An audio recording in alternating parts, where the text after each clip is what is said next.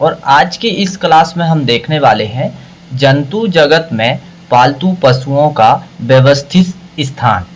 जंतु जगत में पालतू पशुओं का व्यवस्थित स्थान, systematic position of domestic animal in animal kingdom, यानी जीवधारियों को निम्न प्रकार से व्यवस्थित किया गया है। अब जीवधारियों यानी वो जीवधारियों जो पशुपालन के अंतर्गत आते हैं और इनसे जो है व्यवसाय किया जाता है और इनसे बहुत सारे खाद्य पदार्थ मिलते हैं और तैयार भी किए जाते हैं, जैसे गाय, भैंस, भेड़, बकरी जो है, इनके बारे में हम बहुत अच्छे से समझने वाले हैं। इनका जूलॉजिकल नेम क्या है और इनको कैसे व्यवस्थित या कैसे इनको वर्गीकरण किया गया है। और यह क्लास जो है AFO या बाकी एग्रीकल्चर के जो एग्ज़ाम होते हैं, यदि पशुपालन से कुछ प्रश्न आते हैं जैसे जूलॉजिकल नेम या उनकी फैमिली या उनका समूह है, तो इसमें हम सारे आज क्रम से अध्ययन करने वाले हैं। नमस्कार दोस्तों, मैं सचिन राय और आपके अपने YouTube channel PAT with Sachin में एक बार फिर से आपका स्वागत है। यदि क्लास पसंद आती है तो लाइक करिए और यदि आप पहली बार चैनल में विजिट कर रहे हैं तो सब्सक्राइब जरूर कर लें। और आज हम देखने वाले हैं एनिमल हस्बेंड्री की क्लास, और एनिमल हस्बेंड्री में हम देखने वाले हैं जंतु जगत। जंतु जगत में हम बहुत सारी जानकारी देखने वाले हैं। तो चलिए देखते हैं।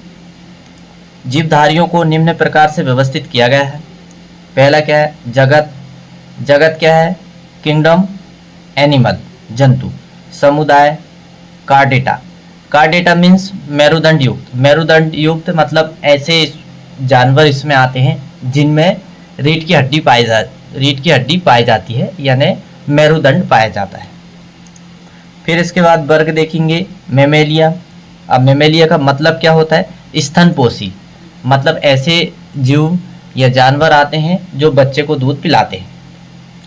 फिर इसके बाद में देखेंगे सब ऑर्डर में, देखेंगे क्या है। सब ऑर्डर में है ऑर्टियोटेक्टाइला। क्या दिया है? ऑर्टियोटेक्टाइला। ऑर्टियोटेक्टाइला का मतलब होता है समखुर। समखुर मतलब ऐसे जीव आते हैं जिनके खुर दो समान भागों में बटे होते हैं और इसे इवनटोएड कहते हैं। क्या कहते हैं? इवनटोएड। अब हम तालिका में एक दृष्टि डालते हैं कि क्या क्या दिया हमारे सामने। कुल दिया है, वंश दिया है, प्रजाति दिया है और समूह दिया है। अब हम एक एक जो पालतू पशु है उनके बारे में बहुत अच्छे से समझने वाले हैं। तो चलिए हम स्टार्ट करते हैं। लेकिन हमारी क्लास स्टार्ट होने से पहले मैं आपको एक बात से अवगत करा देता हूँ कि हम इसमें ये तालिका में हम वो जंतु देखेंगे या ऐसे एनिमल देखेंगे जो पालतू है। बाकी के जो हमारे पेपर की दृष्टि से उपयोगी नहीं है हम उनको स्किप कर देंगे। तो चलिए देखते हैं। यहाँ पर कुल हम देखते हैं तो बोवेडी। कुल क्या है? बोवेडी। और वंश देखेंगे हम, वंश देखेंगे बोस, मतलब हम गाय के बारे में अभी देखने वाले हैं। तो चलिए स्टार्ट करते हैं। तो सबसे पहले देखेंगे बोस। वंश इसका क्या है? बोस। और ये जाति है और ये समूह है। तो अब हम देखो, किसी भी जंतु का वैज्ञानिक नाम दो शब्दों से मिलकर बना होता है। पहला है वंश और दूसरा है जाति। तो यहाँ पर अलग अलग दिया है, हम उनको जोड़कर समझेंगे। अब जैसे गाय, गाय का वैज्ञानिक नाम है ना, बोस टारस। बोस वंश हो गया और टारस प्रजाति हो गया। तो ये किसका वैज्ञानिक नाम हो गया? बोस टारस, यानी टाट रहित, यानी ऐसी गाय जिसमें हम्प नहीं पाया जाता है, यानी कुबड़ नहीं पाया जाता है। और ऐसी गाय जिनमें कुबड़ नहीं पाया जाता वो कहाँ पर पाई जाती है? यूरोपियन देशों में पाई जाती है। मतलब हम सीधा सीधा यदि कहें तो विदेशी गाय। सीधा कहेंगे तो क्या कहेंगे? विदेशी गाय। फिर समूह क्या है? टोरिन समूह। समूह कौन सा है? टोरिन। अब इसके बाद में क्या आता है? बोस इंडिकस। बोस इंडिकस। बोस क्या है? वंश और प्रजाति क्या है? इंडिकस। तो बोस इंडिकस ये टाट सहित, यानी टाट सहित मतलब ऐसी गाय जिनमें कुबड़ पाया जाता है, हम्प युक्त गाय होती है। तो इन्हें भारतीय गाय के नाम से जाना जाता है। अब इनका समूह क्या है? टोरिन समूह। ये टाट रहित वाली जो गाय है उसका टोरिन समूह होता है और इसका हर्ड होता है। तो ये बात आपको कंफर्म हो गई होगी। तो अभी हमने गाय का जूलॉजिकल नेम देखे। दोनों देसी गाय का देखे और विदेशी गाय का देखे और दोनों में क्या विशेषता होती वो भी हमने समझे। अब यहाँ हमारे सामने और बहुत सारे जो है बोस वंश में बहुत सारी प्रजातियां हैं, जैसे यहाँ पर दिया है।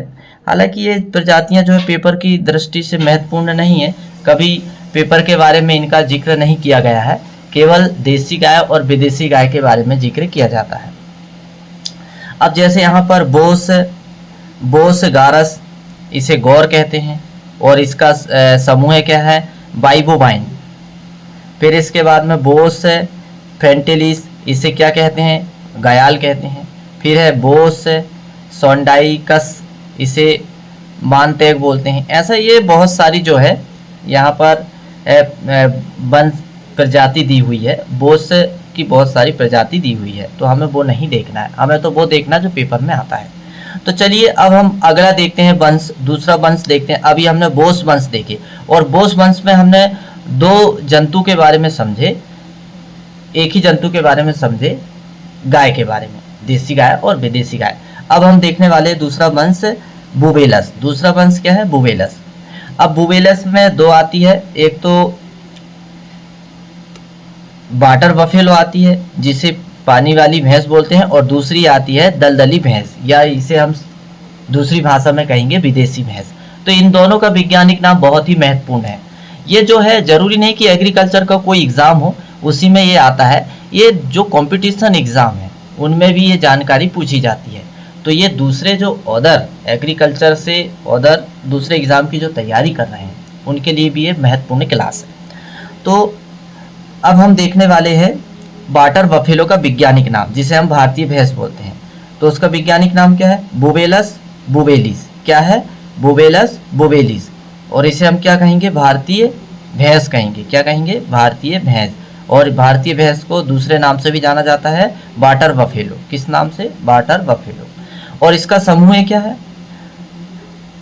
बुवेलाइन समूह। क्या है, बुवेलाइन समूह। बुवेलस से बुवेलाइन समूह माना जाता है, यानी हर्ड भी माना जाता है। अब इसके बाद में और भी बहुत सारे बुवेलस वंश में बहुत सारी प्रजातियां हैं, जैसे यहाँ पर दी हुई है, जैसे मिंडोरेसिंस, तो इसे मिंडोरा भैंस कहते हैं, और डेप्रोसिकार्निस, इसे सिविलिस भैंस कहते हैं, और फिर क्या दिया है, कैफर, इसे अफ्रीकन भैंस भी कहा जाता है। हालांकि पेपर की दृष्टि से केवल भारतीय भैंस ही ज़्यादा महत्वपूर्ण है। अब इसके बाद में हम देखने वाले हैं तीसरा जो वंश है वो क्या है, सिंसेरस। क्या दिया है, सिंसेरस। और ये सिंसेरस वंश में दलदली भैंस या विदेशी भैंस आती है।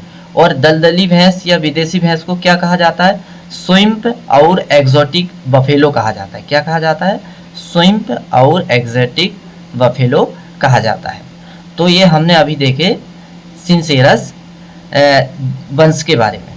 अब हम देखने वाले हैं ओबिस वंश। तो ओबिस वंश में क्या आता है, भेड़ आता है, सॉरी भेड़ आती है। ओबिस वंश में क्या आती है, भेड़ आती है। तो भेड़ का वैज्ञानिक नाम क्या है, वो जूलॉजिकल नेम, तो ओबिस एरिस। क्या है, जूलॉजिकल नेम में दो शब्द मिलकर बना होता है, इससे पहले भी हमने चर्चा की है। तो पहला होता है वंश, दूसरा होता है जाति। जब ये दोनों मिलते हैं तो किसी भी जंतु का वैज्ञानिक नाम या जूलॉजिकल नेम बनता है। तो ओबिस एरिस, ओबिस क्या है, वंश, और एरिस क्या है, जाति। तो ओबिस एरिस एक इसकी जाति है, भेड़ की। अब इसके बाद जो है पांचवा जो वंश है वो क्या है, कैप्रा। तो कैप्रा हिरकस, कैप्रा ये वंश है और हिरकस क्या है, जाति। ये दोनों जब हम मिलाएंगे तो बकरी का क्या बनेगा, जूलॉजिकल नेम बनेगा। अब इसके बाद में अभी हमने देखे थे, ये जो जितने भी हमने अभी देखे हैं 5 वंश, बोस देखे, बुवेलस देखे, सिंसेरस देखे, ओबिस देखे और कैप्रा देखे। ये पांचों वंश की जो फैमिली है वो क्या है, बोवेडी है। क्या है, बोवेडी है। लेकिन अब हम दूसरी फैमिली के बारे में देखने वाले हैं, और वो फैमिली का नाम क्या है, सुइडी। क्या है, सुइडी। और इस फैमिली में कौन आता है, इस फैमिली में सुअर आती है। क्या आती है, सुअर। तो चलिए देखते हैं, सुइडी फैमिली में देखते हैं। अब तो सुअर का विज्ञान, सुअर का जो वंश है वो क्या है, सस्य है। क्या है, सुस्य। यहाँ पर सुस्य दिया है, हालांकि सस्य दिया है, सस्य होता है तो ठीक है, सुस्य भी ठीक है। तो सुस्य सुक्रोपा, सुस्य सुक्रोपा ये वंश है, ये जाति, ये दोनों मिलेंगे तो जूलॉजिकल नेम बनता है, सुस्य सुक्रोपा। तो सुस सुक्रोपा किसका विज्ञान जूलॉजिकल नेम है? जंगली सुअर का। फिर है सुस बिट्रेटस, ये मलाई सुअर का जूलॉजिकल नेम है। फिर है सुस डोमेस्टिकस, ये पालतू सुअर का वैज्ञानिक नाम है जो शहरों में पाली जाती है। अब इसके बाद में हमने अभी देखे सुइडी परिवार से, अब हम देखेंगे कैमेलिडी।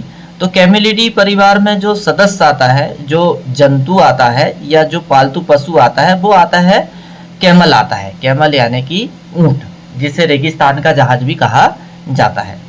तो ये भी जो है इसका वंश है कैमेलस। और जाति क्या है? दो प्रकार की जाति होती है इसमें, एक तो कुबड़ वाली जाति और दूसरी है पहली तो है दो कुबड़ वाली जाति, जिसे दो कुबड़ वाली जाति को एशियन ऊंट कहते हैं, और जिसमें एक कुबड़ पाया जाता है उसे अरबी ऊंट कहते हैं। तो दोनों का वैज्ञानिक नाम देखेंगे। तो कैमेलस बैक्टीरियानस, कैमेलस बैक्टीरियानस ये दो कुबड़ वाली जाति है। कितने कुबड़ वाली जाति है? दो कुबड़ वाली जाति है। और फिर अगली क्या है? कैमेलस ड्रोमोडेरियस, कैमेलस ड्रोमोडेरियस ये एक कुबड़ वाली जाति है। और इस जाति को अरबी ऊंट भी कहा जाता है। क्या कहा जाता है? अरबी ऊंट भी कहा जाता है। तो निश्चित ही है मुझे समझ में आता है कि आपको मेरी भाषा और मेरा समझाने का तरीका बिल्कुल समझ में आता होगा। यदि थोड़ी बहुत भी कमी रहती होगी तो आप मुझे कमेंट्स करिएगा, मैं बिल्कुल फिर से उस कमी को पूरा करने की कोशिश करूंगा। हाँ, लेकिन एक बात है, यदि आपको वीडियो पसंद आता तो एक लाइक और शेयर जरूर करना है। और यदि आप पहली बार चैनल में विजिट कर रहे हैं तो चैनल को सब्सक्राइब करना ना भूलें। ज़रूरी नहीं कि ये एग्रीकल्चर के ही लिए फ़ायदेमंद है। ये क्लास जो है एग्रीकल्चर के अलावा जो विद्यार्थी कंपटीशन की एग्ज़ाम की तैयारी कर रहे हैं उनके लिए भी बहुत ही ज़्यादा महत्वपूर्ण है। तो अभी हमने सब ऑर्डर में देखे थे। सब ऑर्डर में हमने कौन सा ऑर्डर देखे थे? आर्टियो टेक्टाइला देखे थे। कौन सा देखे थे? आर्टियो टेक्टाइला। अब हम सब ऑर्डर में दूसरा देखने वाले हैं, दूसरा ऑर्डर देखने वाले हैं, जिसे हम क्या कहते हैं? पेरिसोडेक्टाइला। क्या कहते हैं इसे? पेरिसोडेक्टाइला। अब ये पेरिसोडेक्टाइला जो सब ऑर्डर है, इसकी क्या विशेषता है? इसकी विशेषता है विषमखोर। कैसी विशेषता इसकी? विषमखोर।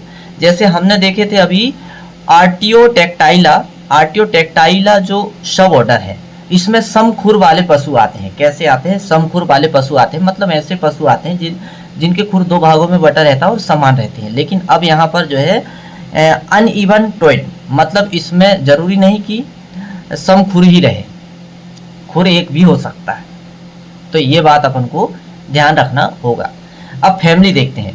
तो फैमिली में सबसे पहले जो है इस सब ऑर्डर में पहली फैमिली है इक्विडी। क्या दिया है? इक्विडी।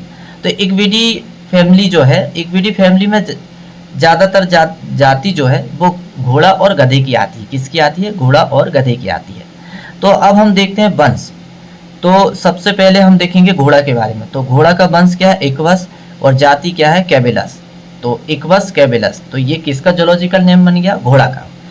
अब इसके बाद में यदि गधे का जूलॉजिकल नेम बनाना तो कैसे बनेगा? Equals acinus. इक्वस एसिनस ये किसका जूलॉजिकल नेम है? गधे का। इक्वस एसिनस किसका जूलॉजिकल नेम है? गधे का। फिर जो इक्विडी में